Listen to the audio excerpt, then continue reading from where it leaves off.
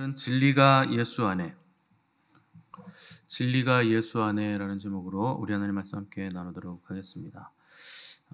오늘날 세상을 보면 거짓이 난무하는 시대입니다. 뻔히 아는 사실도 끝까지 거짓말로 우기고 어떻게 할 수 없어서 마지못해서 인정해야 되는 그 지점까지 끝까지 거짓말을 하는 거 볼 수 있죠. 정치인들 뿐만 아니라 세상 사람들은 거짓을 많이 얘기하는데, 그러니까 목적을 위해서라면 수단과 방법을 가리지 않는 겁니다. 근데 그리스도인들은 거짓말을 하면 안 됩니다. 거짓은 마귀에게 속한 거기 때문에 거짓말을 하는 순간 그 사람은 그 순간에 마귀에게 속하는 거예요. 그래서 우리는 진리를 추구하고 진리를 믿고 진리와 동행하고 진리를 사랑하는 사람들이기 때문에 진리와 거짓은 양립할 수 없습니다. 근데 그리스도인이라고 하면서 거짓말을 하는 분들이 계신데 분명하게 아셔야 됩니다. 거짓말을 하는 순간 나는 마귀에게 속한 사람이라 하는 걸 아셔야 되고, 거짓말을 하는 이유는 하나님을 믿지 않기 때문입니다. 너무 심한 말 아닌가 싶겠지만, 거짓말을 한다는 건 내가 위기를 모면하겠다는 거잖아요. 그 이제 가장 빠른 방법이 거짓입니다. 위기를 모면할 수 있는 방법이. 그리스도인들은 거짓으로 위기를 모면하는 사람들이 아니고 하나님이 일해 주실 것을 믿고 하나님께 맡기는 사람들이에요. 근데 왜 거짓말을 합니까? 하나님을 믿는다면 내가 솔직히 말해도 하나님이 결국 합력해서 선을 만들어 주실 것이다. 내가 잘못한 게 있다면 당연히 내가 감당해야 되는 것이고, 그릇됨에 대한 보응은 내가 받는 것이고, 그러나 그마저도 하나님은 결국 선하게 바꿔주실 것을 믿고 정직하게 있는 그대로 말하고 하나님의 처분을 기다리는 사람들이 그리스도인들이죠. 근데 거짓을 통해서 위기를 모면한다? 그 사람은 그리스도인 아닌 거예요. 내가 거짓말을 통해서 상황을 컨트롤하려고 하는 거기 때문에. 세상이야 원래 공중권세 잡은 마귀의 영역이고 마귀에게 속한 사람들은 거짓을 일삼습니다. 근데 영적인 존재들만이 말을 하는데 원래 영혼이 실체가 보이지 않습니다. 근데 그 영혼의 실체가 뭘로 나타나냐면 말로 나타나요. 그래서 영적인 존재들만 말을 하지 않습니까? 하나님 말씀하시고 천사 말하고 마귀도 말하고 사람도 말을 하죠. 다 영적인 존재들만 말을 하는데, 그 영을 가진 존재들은 그 영혼의 실체를 말로 표현을 해내는 거죠. 실체화시키는 거죠. 그래서 영혼이 실체라고 해도 말로 표현하지 않으면 객관성을 가지지 못합니다. 그래서 하나님이 우리에게 나타나실 때 뭘로 나타나시느냐? 주로 말씀으로 나타나시는 거예요. 그러니까 하나님의 존재됨의 실체를 하나님의 말씀인 계시로 우리에게 나타내 주시고 계시해 주신다는 거죠. 그러니까 사람도 자기 영혼의 객체성을 뭘로 나타내느냐? 말로 나타냅니다. 근데 자기 영혼의 객체성을 나타낼 때 거짓말을 한다? 그럼 그 영혼이 거짓으로 만들어지는 거예요. 그러니까 거짓말이 얼마나 우리 영혼을 파괴하는가, 내 인격을 얼마나 파괴시키는가 하는 걸 모르기 때문에 사람들이 쉽게 거짓말을 하는 겁니다. 내 영혼을 파괴하는 게 거짓말이라 하는 것을 분명히 알아야 됩니다. 오늘 본문은 진리가 예수 안에 있다 하는 구절로 시작하는데, 인간의 말은 유한한데 영원한 진리에 관한 것을 이제 인간의 말로 표현을 해놨기 때문에 이런 구절들을 보면 사실 실제적인 이해가 쉽지 않죠. 진리가 예수 안에 있다. 무슨 말인지 이게 확 와닿지 않습니다. 근데 확실한 것은 진리가 있다는 거죠. 이런 구절들을 보면 진리가 있고 또 예수 그리스도와 진리는 분명히 깊은 관계가 있다. 그 진리라는 건 변함없는 것이고 영원한 것이라 하는 건 우리가 알 수 있겠죠. 근데 이걸 믿고 진리가 있다는 것 믿고 인정한다면 그 다음 문제는 내가 진리에 속했는가, 그리고 그 진리 안에서 가르침을 받고 있는가, 그리고 내가 진리를 위해서 얼만큼 희생할 수 있는가, 이런 것들이 또 내가 진리를 기뻐하는가 하는 것들이 이제 중요한 문제가 되는 겁니다. 그 헬라 사람들이라고 하는 그리스 사람들은 철학이 발달한 시대 사람들이었기 때문에 진리라는 건 철학적이고 추상적이지만 합리적이다, 이렇게 믿었습니다. 합리라는 건 이치에 부합한다는 뜻이죠. 합리니까 이치에 부합한다. 그러니까 이치적으로 맞아야 된다, 이렇게 주장을 했습니다. 반면에 로마인들은 진리를 어떻게 이해했느냐면 진리란 불변의 법칙이다. 변하지 않는 법칙이라는 거예요. 근데 재밌게도 로마 사람들은 약자에게는 진리가 없고 강자에게는 진리가 있다. 이렇게 주장을 했고 믿었습니다. 무슨 말이냐? 이긴 놈이 진리라는 거예요. 그러니까 세계를 정복한 로마이기 때문에 진 나라들 너희들에게는 진리가 없고 이긴 로마가 진리고 로마가 하는 게 법이다. 이렇게까지 나간 거죠. 근데 히브리 사람들만은 헤브라이즘 안에서는 진리를 뭘로 이해했느냐? 인격적이다라고 믿었습니다. 그러니까 진리가 인격이라는 거죠. 다른 모든 사람들은 진리가 무슨 법칙이거나 또 무슨 구호라거나 어떤 황금률이라거나 뭐 이렇게 인격 없는 것으로 믿었는데 히브리 사람들만은 진리는 인격적이다 라고 믿었죠. 왜 그러냐면 하나님이 진리라는 걸 알았기 때문에, 그리고 하나님이 인격성을 가지고 그들과 대화하시고 교제하시고 동행하시는 또 사랑하시는 분이라는 걸 알았기 때문에 진리는 인격을 가졌고, 또 진리와 동행하고 진리를 따라 사는 삶은 하나님을 믿고 하나님 안에서 사는 삶이다. 이렇게 믿었다는 겁니다. 그래서 중세시대 그 유명한 어거스틴이 진리를 네 가지로 이렇게 구분을 지었는데, 첫 번째 진리는 사실이다. 이렇게 얘기했습니다. 그러니까 1 더하기 1이 2다 라는 사실이 진리라는 거예요. 그리고 3 곱하기 3은 9다. 이것도 사실이기 때문에 진리고, 또 다윗이 이스라엘 통일 왕국의 왕이었던 사실도 진리다, 사실이다. 그래서 진리가 사실이어야 된다 하는 걸 첫 번째로 꼽았습니다. 두 번째는 사실이기 때문에 진리는 실제하는 것이다. 이렇게 얘기를 했어요. 그러니까 존재하지 않는 진리는 그건 그냥 형이상학이고 뜬구름이다. 그건 실제하지 않는 거다. 아무 효과도 없다. 그래서 진리는 첫 번째는 사실이어야 되고, 두 번째는 그 사실이기 때문에 실제해야 된다 하는 거죠. 세 번째 진리는 하나님의 말씀이신 그리스도다. 이렇게 정의를 내렸고, 네 번째 진리는 그 진리를 깨달은 사람은 자기가 깨달은 만큼 딱 그만큼만 진리다. 이렇게 얘기를 했습니다. 이 말은 좀 어렵죠. 진리는 자기가 깨달은 그만큼 딱 그만큼만 진리다. 예를 들어서 그 중세시대 대부분의 사람들은 천동설을 믿었습니다. 그러니까 지구가 도는 게 아니고 하늘이, 우주가 돈다. 이렇게 믿은 거죠. 그러니까 땅이 아니라 하늘이 움직인다. 이거를 이제 교황청을 비롯해서, 그때는 이제 정치와 종교가 거의 하나였기 때문에 모든 사람들이 다 지구는 고정되어 있고 하늘이 돈다고 믿는데, 이탈리아에서 나온 갈릴레오라는 사람이, 이름이 갈릴레오예요? 갈릴레이예요?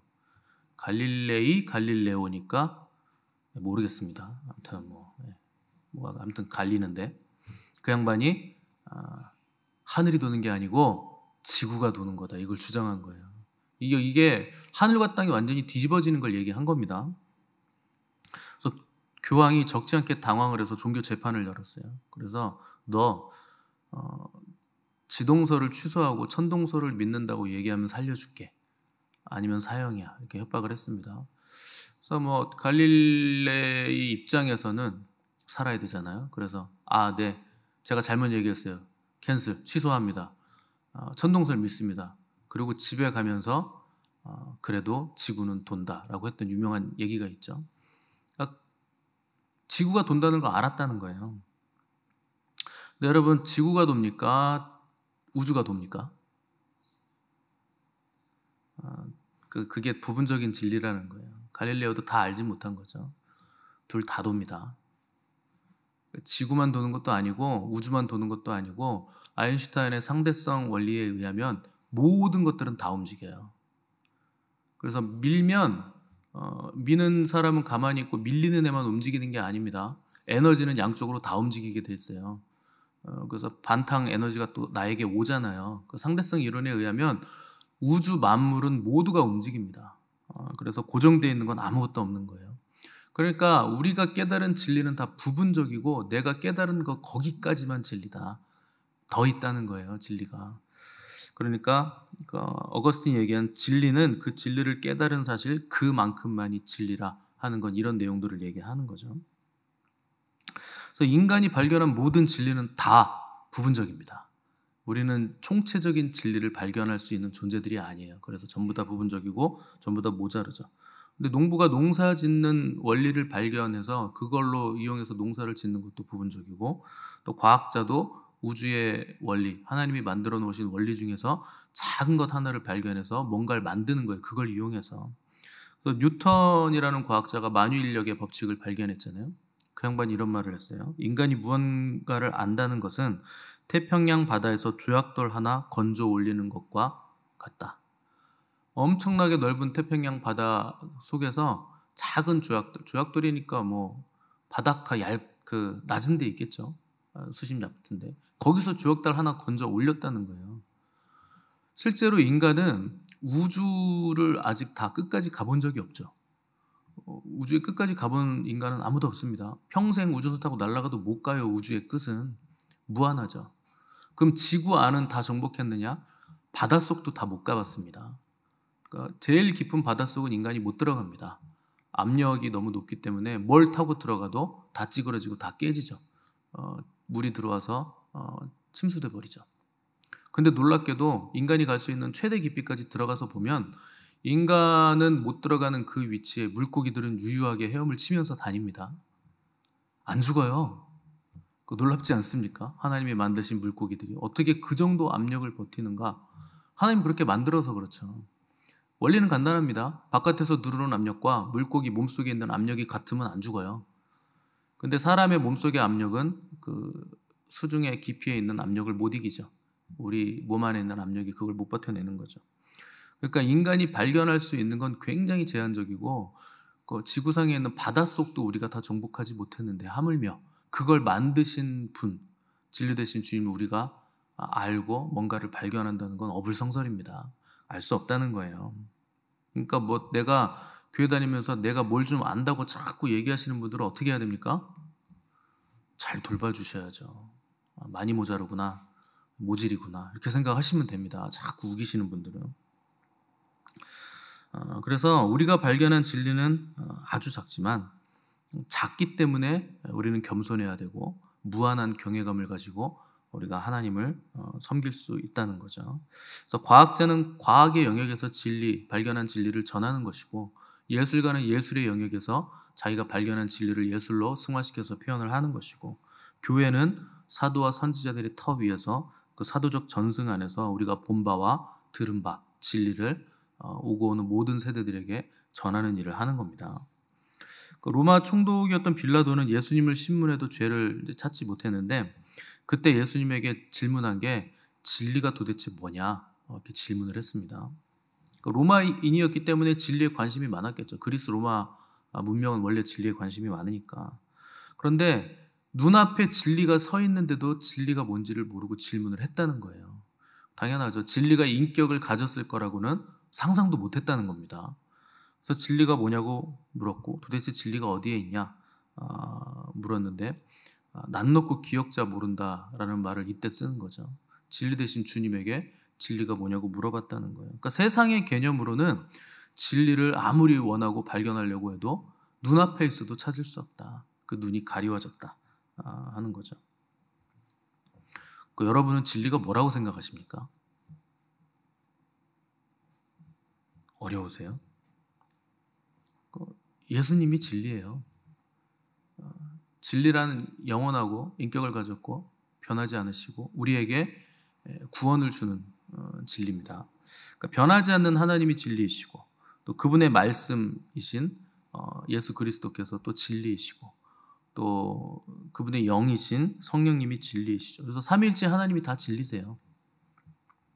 진리가 예수 안에 있다라는 구절은 진리의 말씀으로 존재하시는 예수 그리스도 그분 자신이 진리이시다. 그러니까 보이지 않는 진리가 보이는 진리로 우리에게 오셨다는 겁니다. 그분이 예수 그리스도라는 거죠. 또 우리가 성령님도 진리의 영이라고 부르죠. 진리 되신 하나님의 깊은 것이라도 통달하시는 분이 성령님이시기 때문에 그분이 하나님의 영이시기 때문에 진리의 영이라 부르는 거죠. 그 문제는 우리가 진리를 더 깊이 알고 깨닫고 그 진리와 동행하고 그 진리를 사랑하고 끝까지 우리가 진리와 동행하려면 어떻게 해야 되는가 하는 것이 문제인데 그건 교회만이 이걸 할 수 있는데 교회에게 주신 것이 그래서 말씀과 성령님입니다. 그래서 제가 교회는 무조건 말씀과 성령의 교회라고 그토록 강조를 하는 거예요. 뭐 어떤 분 교회들은 뭐 말씀이 중요하다고 자꾸 우기시는데 말씀을 기록하신 분이 성령님이십니다. 성령님 없이 말씀을 깨닫는 게 가능합니까? 불가능해요. 성령님이 오셔야 말씀을 가르치시고 깨닫게 하시고 생각나게 해주신다. 예수님이 그렇게 직접 말씀하셨잖아요. 그러니까 성령만을 강조하면서 말씀을 등한시하는 것도 한쪽 다리가 없는 것이고, 말씀만 계속 강조하면서 성령님을 터부시하는 것도 한쪽 기둥이 없는 거죠. 원래 구름 기둥과 불 기둥은 세트로 가야 됩니다. 두 기둥이 다 있어야 돼요. 구름 기둥은 앞서서 우리를 인도해 주잖아요. 그 말씀의 구름 기둥이에요. 불 기둥은 그 성령님을 이제 불로 표현해서 성령의 불 기둥으로 나타나신 거고. 그런데 출애굽기 마지막에 보면 구름 속에 불이 있어 둘이 하나다 그렇게 되어 있습니다. 그러니까 말씀과 성령은요 하나인 거예요. 그걸 따로 뗄 수가 없다는 거예요. 그래서 성령은 우리로 하여금 하나님의 말씀을 사랑하게 하시고 또 말씀을 따라가게 하시고 보이지 않는 것을 볼 수 있게 우리의 눈을 열어주시죠. 그래서 우리는 보이는 것을 따라가면 다 망합니다. 다 속는 거예요. 보이는 것에. 마귀가 우리를 속일 때는 보이는 것으로 속입니다. 근데 하나님이 우리에게 뭔가를 주실 때는 보이지 않는 것으로 우리에게 주세요. 믿음으로 볼 수 있게 해주신다는 거죠. 근데 세상의 모든 것은 봐야 돼요. 보이는 것의 특징은 본 걸 또 봐야 되고 또 봐야 되고 계속 봐야 되고 자꾸 봐야 돼요. 그게 보이는 것의 속성입니다. 그래서 여러분들이 보이는 것에 유혹을 받잖아요. 그러면 그걸 계속 보고 싶습니다. 그게 보이는 것의 유혹이에요. 보고 싶게 만드는 거. 그래서 또 봐야 되고 자꾸 봐야 되고 계속 봐야 되고 내 거 가진 거 팔아서라도 내가 그걸 얻어서 집에 가져가서 보고 싶고 뭐 이렇게 만드는 거죠. 근데 보이는 건 보이지 않는 것으로 된 겁니다. 그래서 사람이 먼저 만들어지려면 보이지 않는 속을 먼저 만들어야 돼요. 속 사람을 먼저 만들어야지 보이는 겉사람을 자꾸 치장하고 겉사람에 힘을 주면 그 사람 나중에 사라집니다. 실체인 속사람이 만들어지지 않았기 때문에. 그래서 뭐 돈 따라다니고 뭐 명예 따라다니고 출세 따라다니고 뭐 계속 보이는 것만 따라다니는 사람들은 속사람이 만들어지지 않습니다. 그런데 뭐가 없어도 하나님 앞에 앉아가지고 속사람을 먼저 만든 사람들은 나중에 겉사람도 다 만들어지게 돼 있어요. 그래서 중요한 건 속사람이 먼저 강건해야 된다는 겁니다. 안을 만들지 않고 먼저 밖부터 만들면 터가 없는 거예요. 그거 터가 무너집니다. 허무하게 되죠. 그래서 가룟 유다는 진리 대신 예수님과 3년을 동행했는데 진리를 알지 못해요. 그래서 그분도 알지 못하고 그래서 결국 주님을 돈에 그냥 팔아먹죠. 그리고 양심의 가책받아서 자살로 생을 마감하게 됩니다. 그러니까 보이는 거, 돈, 뭐 겉사람 이걸 추구했기 때문에 결국 망한 거예요. 하나님이 망하게 한 게 아닙니다. 자기 스스로 자폭한 겁니다. 예수 그리스도 진리를 견디지 못하는 거죠. 진리 아니기 때문에 가룟 유다는. 그래서 주님이 가룟 유다를 굉장히 불쌍히 여기시면서 인자는 이미 작정된 대로 가거니와 그를 파는 그 사람에게는 화가 있느니라 이렇게 말씀을 하셨죠. 주님은 작정된 대로 가십니다. 하늘로 가실 거예요. 하늘 아버지를 사랑하시기 때문에 그분이 사랑하시는 분이 계신 그곳으로 가기로 작정이 되어 있는 겁니다. 여러분도 주님을 사랑하면 주님께로 가기로 작정이 되어 있는 거예요. 저 여러분이 주님을 사랑하기 때문에 우리는 갈 곳이 정해져 있는 사람들이죠. 그래서 주님은 내가 너희를 위하여 처소를 예비하러 가노니 내가 다시 오면 나 있는 곳에서 너희도 함께 있게 하겠다. 왜 그러냐? 주님을 사랑하는 제자들이기 때문에 주님을 사랑하는 자들은 주님이 주님 계신 곳으로 데리고 가신다는 거예요. 우리도 갈 곳이 작정된 대로 예비되어 있다 하는 것이죠. 근데 가룟 유다는 주님을 사랑하지 않았습니다. 그래서 주님을 팔아먹어요. 돈에 그냥 다 팔아먹습니다. 그래서 자기 믿음을 돈에 다 팔아먹고 자기 신앙을 돈에 다 팔아먹으면 그 사람도 작정된 대로 갑니다. 하늘로는 못 가요. 다른 곳으로 작정된 대로 가는 거예요. 가룟 유다는 주님을 팔았기 때문에 갈 곳이 없어진 겁니다. 그래서 결국에 자살로 생을 마감한 거죠. 그걸 화라고 하는 거죠. 그래서 우리는 주님을 사랑하고 그분을 붙들면 우리에게는 갈 곳이 있는 거예요. 본향이 있는 거예요. 그러니까 여러분 염려하지도 마시고 불안해하지도 마시기 바랍니다. 괜찮아요. 굶어 죽는 거 상관없습니다. 죽으면 영광을 입어요. 뭐 이렇게 겁을 냅니까? 여러분들이 가장 겁내는 건 창피해 죽을까 봐 겁내는 거죠. 쪽팔려서 죽을까 봐. 뭐가 없어서, 뭐가 모자라서, 다른 사람에게 뭐 내세울 게 없어서, 다른 사람과 비교해서 나만 상대적인 박탈감을 느껴서, 그게 문제죠. 뭐 여러분들이 밥을 못 먹어서 죽을 일이 있겠습니까? 그러기 쉽지 않다고 제가 계속 말씀드리잖아요. 이 시대는 그러기 쉽지 않아요. 그래서 우리는 갈 곳이 있기 때문에 염려할 필요 없고 불안해할 필요 없고 진리 안에서 평안함과 자유함을 여러분 충분히 누리시기 바랍니다. 걱정한다고 걱정 사라지지 않잖아요. 걱정하지 마십시오. 문제가 생기면 문제 때문에 전전긍긍할 필요 없어요. 문제는 우리가 해결하는 거 아닙니다. 주님이 해결하시는 거예요. 그러니까 우리는 생각할 필요도 없고 문제 때문에 전전긍긍할 필요도 없어요. 생각은 하나님이 하시는 거고 문제도 하나님이 해결해 주시는 거기 때문에 우리는 뭐만 하면 되느냐? 하나님을 바라보시기만 하면 됩니다. 주님 이런 거 힘든데 알아서 해주세요. 그 괜히 호들갑 떨면 해결이 안 돼요. 그래서 그 주님의 종들이 주님이 좋은 거 심으셨는데 가라지가 엄청 많이 났는데 이거 어떡할까요? 다 뽑아버릴까요? 찍어버릴까요? 그러니까 주님 뭐라 그럽니까? 야, 가만둬라. 내가 나중에 한 방에 다 해결할 거니까 가만둬라. 그 호들갑 떨 필요 없어요. 문제를 주님께 아뢰면 주님의 때 주님의 방법으로 주님께서 다 친히 해결해 주시는 겁니다. 근데 그걸 믿지 못하고 내가 호들갑 떨고 여기저기 막 돌아다니면 내가 문제를 해결하려고 하면 문제 위에 문제가 또 쌓이죠. 내가 해결하려고 하면 또 문제가 생기기 때문에. 그래서 문제가 생기면 보좌 앞으로 나간다. 이게 여러분 습관이 되셔야 됩니다. 그걸 못하면 그게 될 때까지 문제가 오는 거예요. 그 될 때까지 하나님 계속 우리를 연단하시죠. 그래서 문제가 생겼을 때 기도하지 않는 사람은 땅의 문제를 땅의 것으로 해결하려고 하는 사람이죠. 근데 문제가 왔을 때 기도한다. 땅의 것을 하늘의 것으로 바꾸는 것을 우리가 기도를 통해서 한다는 거죠. 땅의 문제를 땅의 것으로 해결하려고 하면 썩어질 것만 거둡니다. 근데 땅의 것을 하늘의 것으로 바꾸면 하늘의 것을 거둬요. 영원한 것을 거두게 된다는 거예요. 오늘 본문에서 진리가 예수 안에 있다 했을 때 예수라는 말의 뜻이 구원자라는 뜻이에요. 아들을 낳으리니 이름을 예수라 하라. 이는 그가 자기 백성을 저희 죄에서 구원할 자이심이라 하니라. 그러니까 예수라는 말 자체가 자기 백성을 저희 죄에서 구원할 자다라는 뜻이죠. 그래서 진리가 예수 안에 있다고 했을 때 진리는 우리에게 뭘 가져오느냐? 구원을 가져다 준다는 겁니다. 그러니까 예수님이 진리이실 수밖에 없는 거죠. 천하 인간의 구원을 주실 유일한 이름 예수밖에 없다 하는 겁니다. 그래서 우리가 그분에게 가르침을 받았다 하는 것은 예수의 영이신 성령님이 오셔서 우리를 가르치시고 깨닫게 하시고 말씀을 생각나게 해주신다 하는 거죠. 그래서 여러분이 신앙생활을 할 때는 머리로 하는 게 아닙니다. 머리로 주님을 믿으면 안 되고 성령님을 통해서 영으로 주님을 믿으시고 성령님의 가르침을 받고 진리에 기반해서 신앙생활 하시기 바랍니다.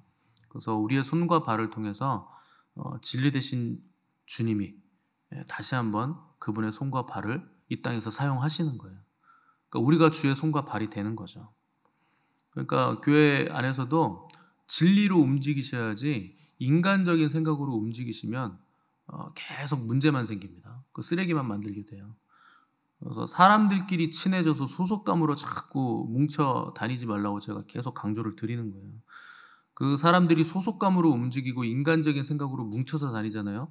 그 교회는 하나님의 영이 역사하지 못합니다. 복음이 역사하지 못해요. 그럼 영적인 역사가 일어나지 않죠. 그런 교회에서는 구원의 역사도 일어나지 않는 거고 목회를 하면 할수록 자꾸 불만과 후회, 또 당짓는 일이 계속 생겨납니다. 한 당이 있잖아요. 그럼 자연히 나머지도 당이 생깁니다. 하나가 자기들끼리 뭉쳤기 때문에 나머지도 자기들끼리 뭉쳐야 살 거 아닙니까? 그 세상은 그런 거예요. 그래서 사람 중심으로 계속 뭉쳐서 움직이면 무슨 역사가 일어나느냐? 마귀 역사가 일어납니다. 근데 진리의 말씀과 진리의 영으로 움직이면 마귀가 떠나가고 천사가 수종을 드니라. 그런 역사가 일어나는 거예요. 천사 사역이 우리 안에서 일어나게 된다는 거죠. 여러분 한번 해보세요. 사람들끼리 인간적인 감정으로 막 몰려 다녀 보십시오. 어떤 일이 일어나는지. 그래서 온전하다 하는 건 하늘나라의 구조를 입는다는 뜻이고 교회 구조 안에서 진리의 영이신 성령님의 가르침으로 움직인다는 뜻이에요. 그래서 남편이나 아들이나 돈이나 뭐 지식이나 명예 이런 걸로 사는 게 아니고 그리스도인은 진리로 사는 겁니다. 진리만이 우리의 유일한 목적이 돼야 되는 거예요. 모든 세상 사람들이 예수님을 죽이고 다 바라바 강도를 풀어달라고 할 때 진리의 사람들은 진리를 풀어달라고 외칠 수 있는 거죠. 그리고 세상은 진리를 죽이려고 합니다. 그래서 우리도 미워하는 거고 진리 대신 주님도 미워하는 게 당연한 거죠. 근데 실제로 세상은 진리 대신 주님을 죽였어요. 십자가에서. 근데 진리는 영원하잖아요. 그래서 살아나신 거예요. 영원하시고 불변하시고 구원을 주시는 진리이시기 때문에 그 진리가 다시 살아나셨다는 거죠. 여러분 그 진리를 사랑하시고 그 진리와 동행하고 진리를 기뻐하는 것이 우리의 힘입니다. 다른 게 우리의 힘이고 능력이 아니에요. 진리를 살아가는 게 우리의 힘이죠. 여러분 미친 듯이 진리를 추구하시고 미친 듯이 주님을 사랑하시기 바랍니다. 그래서 시편 기자는 내가 숨을 헐떡이면서 여호와를 추구하고 사랑했다 그랬어요. 눈이 상하도록 눈물을 흘리며 우리가 주님을 추구하고 사랑해야 되는 겁니다. 아침부터 저녁까지 주님을 생각하시고 밤낮으로 생각하는 분도 주님이셔야 되고 잠자리에 들어서 잠을 잘 때도 꿈속으로도 여러분 주님의 음성을 들을 수 있어야 돼요. 사람에 대한 생각은 늘 우리를 피곤하고 지치게 합니다. 근데 하나님에 대한 생각, 주님에 대한 생각은 독수리의 날개침 같은 새 힘을 우리에게 준다 하는 것이죠. 세상은 다 변하지만 진리만 영원하고 진리만 남을 것이기 때문에 진리를 붙잡으셔서 여러분도 영원한 생명을 누리게 되시는 복된 저 여러분 되시기를 간절히 바랍니다.